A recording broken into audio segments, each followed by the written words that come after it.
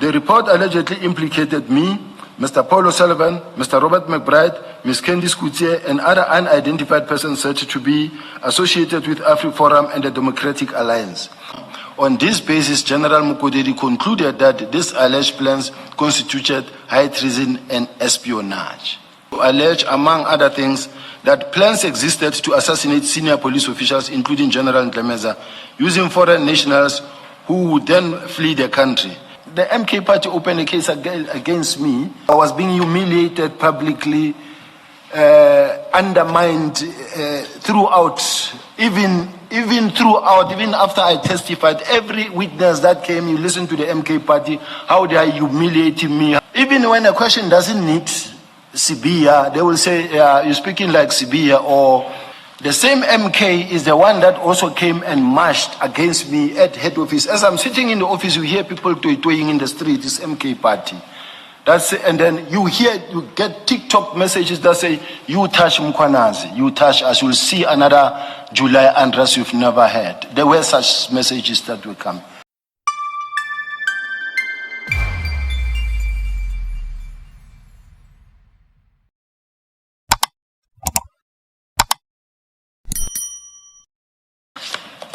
You may proceed. During December 2016, the former Gauteng of the Hawks, Major General Prince Mukotedi, made a statement under oath in which he alleged that I, together with several other individuals, was implicated in offenses of high treason and espionage. These allegations were purported based on a so-called top-secret intelligence report, which he claimed to have received around April 2016. The report allegedly implicated me, Mr. Paul O'Sullivan, Mr. Robert McBride, Ms. Candice Coutier, and other unidentified persons said to be associated with AfriForum and the Democratic Alliance. The intelligence report concerned was highly questionable. Now, according to General Mukotedi, a meeting allegedly took place on the 3rd of December 2016 at a property previously owned by a convicted criminal, during which it was purported discussed that certain senior officials and individuals supportive of the former President Jacob Zuma would be targeted through false criminal investigations and a coordinated media campaign designed to discredit them. It was further alleged that pressure would be placed on politicians to remove certain senior officials from office. That damaging information concerning President Zuma's son would be used to mobilize public pressure, and that these actions would culminate in an Arab Spring type uprising intended to destabilize the country and force the resignation of President Zuma. On this basis, General Mukodedi concluded that these alleged plans constituted high treason and espionage. Now, I just want to say, and I was labeled to be a member of the Gestapo gang at that time, because it was somewhere in the statement that I'm a Gestapo gang member and we are involved in treason and so those were the small charges that were brought in. At this present moment, same modus operandi, I'm a Big Five or member of the Big Five. I just want to remind the commissioners constantly that I went through this from intelligence, these allegations, this modus operandi, same allegations, same way. So I'll continue. To substantiate this, is paragraph 44. Paragraph 44, yes. To substantiate these claims, General Mukotedi relied on the same purported intelligence report to allege, among other things, that plans existed to assassinate senior police officials, including General Ndlemeza, using foreign nationals who would then flee the country. These allegations were said to have resulted in security threat assessment and the provisions of VIP protection to certain individuals. It was also alleged that President Zuma and his son were deliberately included as targets in order to secure political backing for the arrest and prosecution of myself and others on charges of including high treason. The allegations contained in General Mukotedi's statement were demonstrably false, inherently implausible, The intelligence report upon which he relied was unsigned, lacked any indication that it was authorized or approved by the management of crime intelligence, and did not bear the hallmarks of an authentic intelligence project. If it did emanate from crime intelligence, it could only have been generated for improper and ulterior purposes, as none of allegations contained therein were true or supported by any evidence. Portions of the report further contained patently absurd claims, including allegations of widespread corruption and abuse of statutory powers and organized criminal conduct by senior officials, and none of which were ever substantiated. Paragraph 47. In total, more than 20 criminal cases were opened against me by a task team established under General Ntlhameza and Crime Intelligence, forming part of unsubstantiated and focused campaign to have me arrested, removed from office, and publicly discredited. As a consequence of this action, senior managers within the SAPS and members of the public were led to believe that I was involved in serious criminality, including corruption, organized crime, and drug dealing. These allegations have caused profound and lasting harm to my reputation, integrity, and career, notwithstanding the complete lack of factual foundation. Regrettably, the pattern that characterized those events continues to manifest itself, with similar unfounded attacks against being directed at me. Now, Chair, exactly what I read. We must take everything that I read here, and if we were to put a table and divide it into two, these allegations make the modus operandi the same way, and you put it on the left, on the right hand side, it's the same thing. Who marched against me? Or I want to put it this way, my advocate wanted me several times to say, stop asking questions, you answer, not ask. What happened is that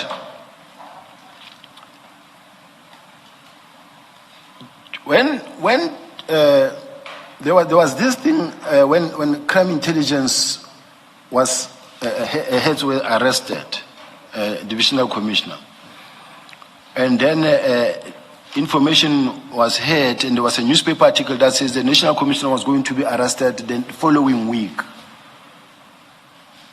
Then comes the press conference, but of importance that I want to mention, there was a march that was planned in KZN. There was a march that was planned in KZN by MK party. Sorry, General. You said divisional commissioner. You did not mention the section.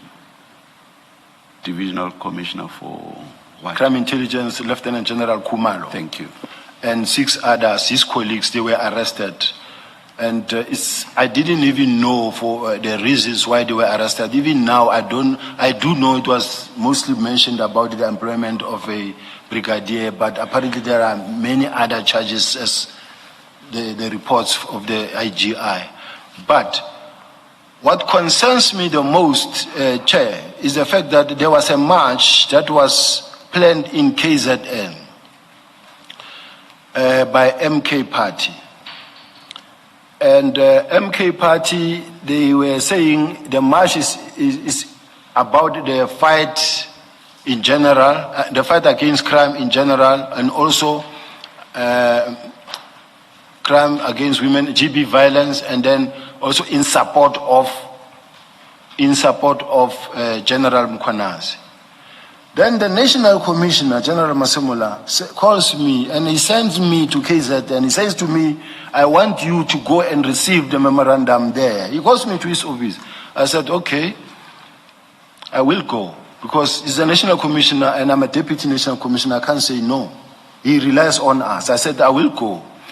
But he knew and understand the relationship that I have with General Mkhwanazi, that the relationship is not well at all. But he sends me there to KZN to go and receive the memorandum.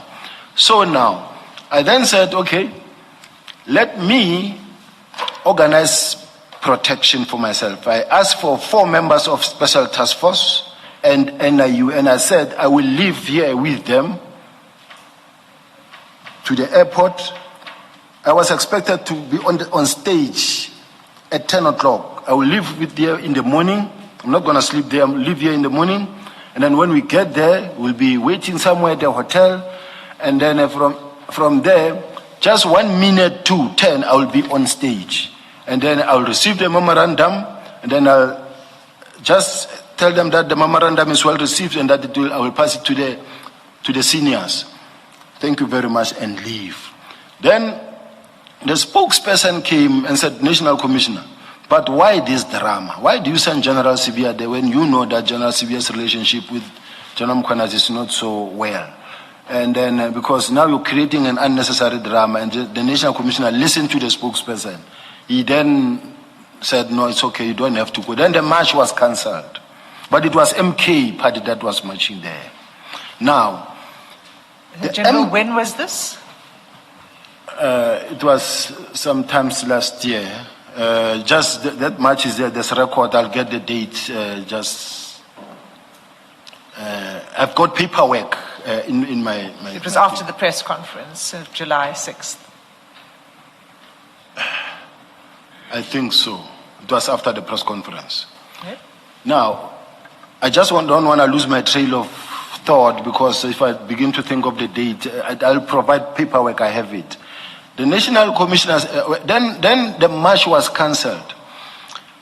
Now, as the march was cancelled, MK party is the one now that goes and open a criminal case against me and the minister for defeating the ends of justice in relation to 121 dockets. I'll still get to the 121 dockets issue for attempting to defeat or for defeating the ends of justice.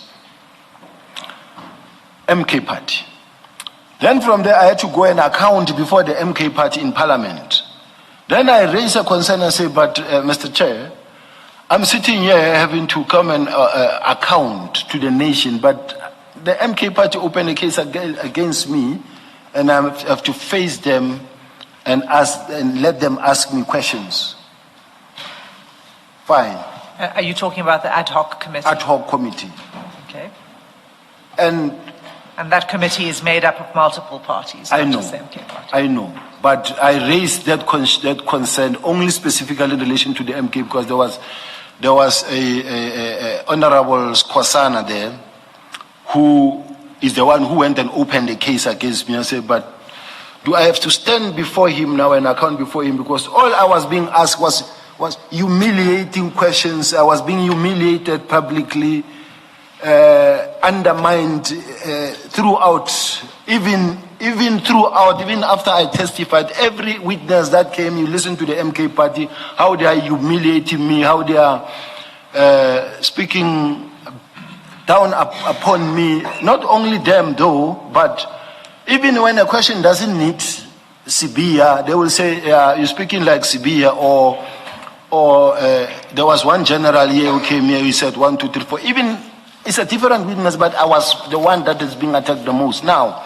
I was just raising this point of the MK party issue now. Now, MK opened a case against me. The same MK statement is being used by a Brigadier Kunena to apply for a search warrant when my house was raided. The same MK is the one that also came and marched against me at head office. As I'm sitting in the office, you hear people toying in the street. It's MK party. And then you get TikTok messages that say, you touch Mkhwanazi, you touch us, you'll see another July unrest you've never had. There were such messages that will come. Now, here I'm sitting with a situation where I'm being tackled politically as well.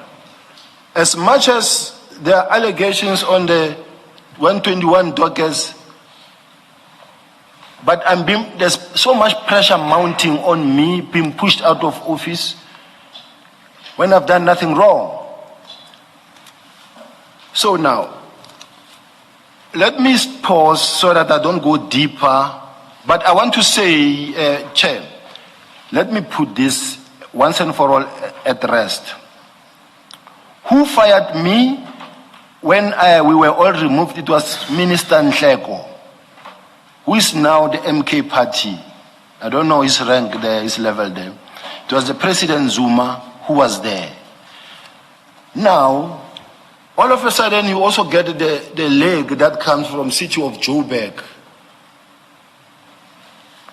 General Mkhwanazi was advised to go to the city of Joburg and also go collect some information on me. Who is the chief whip in MK party?